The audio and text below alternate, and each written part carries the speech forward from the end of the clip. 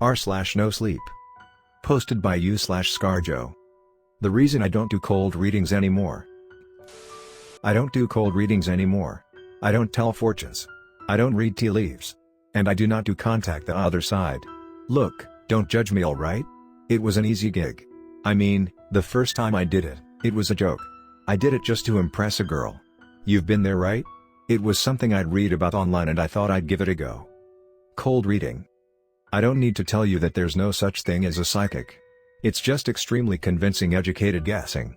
I know, if you believe in this stuff you've definitely got a story to tell me that starts "Yay, most are fake but this one time." And you'll tell me some incredibly specific thing that they couldn't possibly have known. Honestly though? If I could have been there when you got your revelatory message, you gave them everything they needed, they just connected dots. See, people aren't desperately unique, not really. Hell, you only need 23 people before there's a 50% chance that 2 of them have the same birthday. You give me a crowd of 50 people and I'll find someone born in August with an important L in their life, luck, Leeds, Louise, and I'll have everything I need. It's not hard. People like a sense of pattern in their lives. It gives them a sense of control. It's why people like conspiracy theories. It's hard to think that everything really is as shit and meaningless and random as experience would imply. When someone flies a plane into a building, it's easier to think it's just another cog in some grand scheme than face up to the fact that, actually, it really doesn't take all that much other than a fuck up and a box cutter to completely ruin everything. Similarly, when you're holding the hand of a 5-year-old girl long after her long black hair has fallen out and she's looking at you for help and you can't, maybe it's easier to think it's just a crappy part of bigger plan. You're both just changing lines for a bit but you're heading to the same destination. So look, I'm not defending myself, I'm not saying I'm not a twat in all this. I'm just saying that I never wanted to deceive people. I mean, not maliciously. I just thought I was providing a service, you know? An outlet, maybe. So when I did my cold readings, I got quite good at them. It's pretty simple really, you're just a salesman. If you can sell a used car, you can sell a reading. It all boils down to 2 things, confidence and knowing your audience. Like, alright, I'll tell you a story. One of the first times I did it was in a bar. It was a chain bar, one of those where the menu was the same in every town and the happy hour hasn't changed since 2008. I was being introduced to a group of my girlfriend's friends and so I was on my best behavior. Captain Charming, you know? So when Maria, all olive skin and deep brown wavy hair, said that the women in her family always had a sort of gift for talking to the beyond, I saw a chance. So I read her. My girlfriend was 24, and they were university friends, so I guessed that Maria was likely a year either side, maximum. She was thus probably a child of the early 90s. Young enough that likely her parents were still alive, but that she may have lost a grandparent or 2. There were no rings on her fingers, so I guessed she wasn't married, and the way she was poured into that red cocktail dress pretty much counted out the chance of her being a mom. So, grandparents was the way in. The most common first letter in first names are J for men and A for women. For men this is especially useful as it takes care of all the Johns, James and Jacks which have had staying power during the generations too. There's someone who wants to speak with you. Maria's eyes flicker with excitement. This is a good sign. I'm getting an A? No reaction at all from Maria. Luckily, it's an easy conversion. No, not A. It's a J. Another flicker. She takes in a sharp breath. Bingo. I think it's a James? Or a John? John. Yes, John. My grandfather. He's here with us now. Now, most people at this point are still pretty skeptical. Maria was taking the bait with gusto, but most people would still be sat back in their chairs at this point, single eyebrow raised. Now you gotta hit 'em with something a bit more personal. With grandparents, it tends to be a pretty positive relationship that you're playing on. I mean, if it's a dead partner there can be all kinds of baggage to unpack, but dead grandparents are usually a big bag of happy memories. So that's the card you play. If they're wanting to talk to grandparents, it's because they want to feel that same safeness again. First though, gotta pull them in with something that seems specific. I see him watching over you, but I see a blackness in his chest. Or abdomen. That kind of area. It's a fair shot usually. Something north of 85% of deaths of men over 65 are due to some form of complication around there. But he wants you to know he's at peace, and he says that he sees you struggling with something. A choice, perhaps? He's saying that you should follow your heart, and that you shouldn't worry about the money. See, That seems really personalized, but actually, when are we not toying with some kind of big choice? Even if it's not imminent, people are always juggling the idea of moving house or job or changing something up with their partner. And what big choice doesn't have financial implications? Or, moreover, who isn't worried about money literally all the time? Same as ever, feels personal but applies to everyone. Maria is almost breathless at this point, and starts asking really direct questions that would expose me if I tried to answer them honestly. No, he's fading. He's gone back over. Boom. So that's how I got started. But then it got out of hand. See, Maria had bought the whole act. She told a friend who told a friend who told a friend. Soon I had people ringing me and texting me, asking for readings. Then they started offering money. Well, cut a long story short, that's how I ended up on stage here, earning £2,000 for a 2-night performance in the conference centre of a shitty airport hotel outside Manchester. The first night was like any other night. The venue was about 1/3 full. I was wearing my black suit with the open-collared blue velvet shirt. Very 80s Butlins entertainer outfit. I was scanning the room for easy marks, someone clutching at jewelry or a picture. The ticket asks them to bring something belonging to the person they wish to contact, so the second you see anyone with their hands full, you know you've got a gullible mark. And there she was, nervously spinning her wedding ring with a photo resting on her lap. Dead husband. My bread and butter. I sat with her and, well, there's a reason I don't do these anymore. I played it safe at first. I'm getting a J. She took a deep breath, and started to react. Before I could get a chance to read her reaction, another voice called from the other side of the room. It's him. Came the voice. Sometimes, you get someone who's a bit over-enthusiastic. Someone who's so desperate to get in touch with their beloved that they'll assume that whatever voice is coming through is trying to get in touch with them, regardless of who the current mark is. It's why I stay away from sensing the letter R. Between the Richards and Dicks and Roberts and Bobs, half the sodding room thinks they're being contacted. I got ready to politely ask the interrupter to sit back down. But there was nothing. No one. I turned back to the widow. She was steeling herself to get in touch with her J.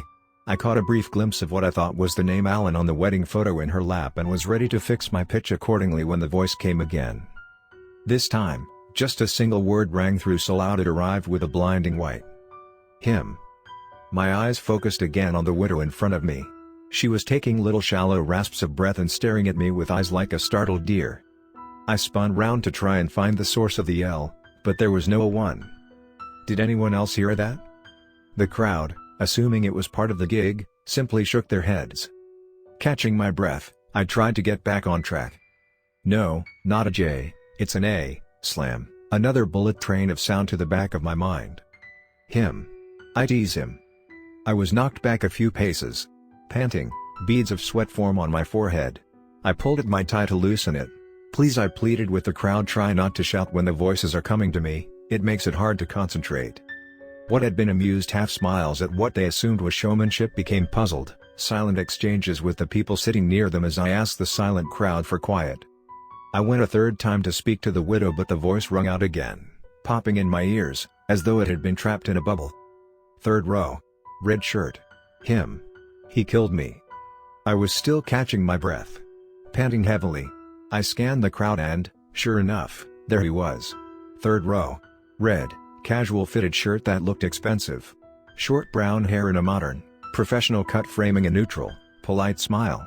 Light brown chinos and brown leather shoes. Arm draped round the shoulders of a nervous-looking blonde woman. I couldn't see her face as she held an unbroken look with her lap. Her hands gripped the blue velvet clutch on her knees. Her legs were pinned together with vice-like strength. Her shoulders drooped under the weight of his arm.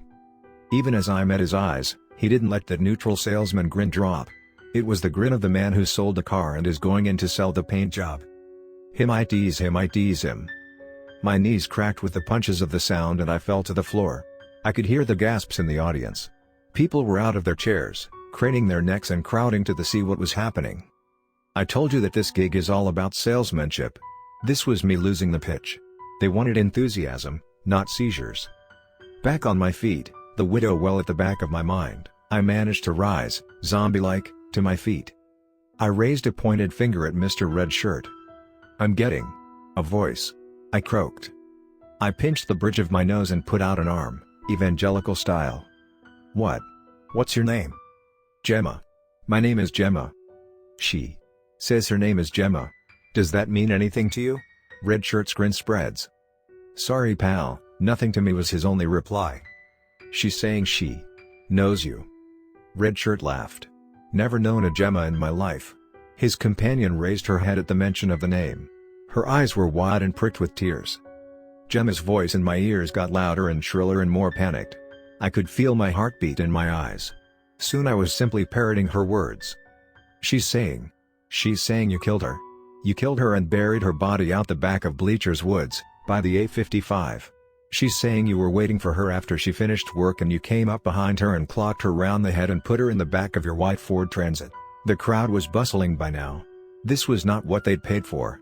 They wanted financial advice from Granddad or to know that little Robbie is happy in heaven after he came off his bike and fell under the 681 bus to Salford. Not to have some sweating charlatan shouting accusations at innocent audience members. People were grabbing their bags and starting for the doors. I couldn't stop though. By now I was just a puppet for Gemma's voice. You thought I was out cold, you fuck, but I was just barely conscious. I felt everything. I felt you tearing my clothes. I felt the way you scraped my underwear against my thighs when you were too weak to tear them off in one. I felt the dirt as it landed on my back. I heard you pat down the soil before one type of darkness gave way to the next. The steadfast grin on Red Shirt's face was back. I was alive, you bastard. Not even a hint of his grin slipping. Gemma's voice was fading. Like someone being dragged away in a noisy bar. Her voice replaced by the din of silence. No. Not yet. You have to warn her. Amy. Amy. And with that, Gemma was gone.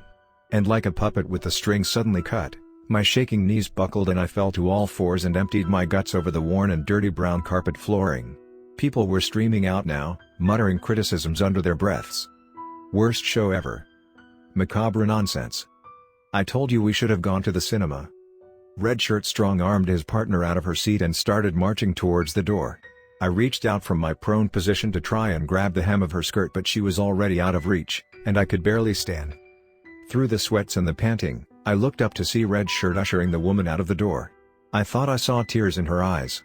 In the confusion and bustle of the crowd leaving the room, I thought I saw her reach out towards me. But Red Shirt had a firm grasp on her shoulder. He stared back at me, that same salesman grin on his face. And he winked. And they were gone. I stumbled to my feet, standing in my own vomit as I started towards the door. I burst into the foyer, desperate to try and find Red Shirt and his crying companion. But in the bustling crowd I couldn't see either of them. I just stood there. A wave crashed through again. A final hurrah from Gemma. Useless. Complaints about my performance flooded the venue and they were forced to cancel the second night's performance. Of course, I'd already paid for the hotel room, so spent the second evening sat at the bar, trying my best to forget about Gemma. I was on the third whiskey when a tail-end news report caught my ear about a missing woman. The Prim newsreader stated, police are appealing for witnesses in the disappearance of Amy Hochstetter, a woman from the Salford area who was last seen leaving the Keys Hotel Conference Center with an unidentified man. She had been attending an event hosted by alleged psychic, Theo Capewell, an event that she'd attended because, according to friends, she'd been hoping to contact her sister, Gemma Hochstetter, who disappeared last year. Anyone with information should contact. The rest of the report was lost to the din of the bar. Like I said, I don't do cold readings anymore. They're not cold enough.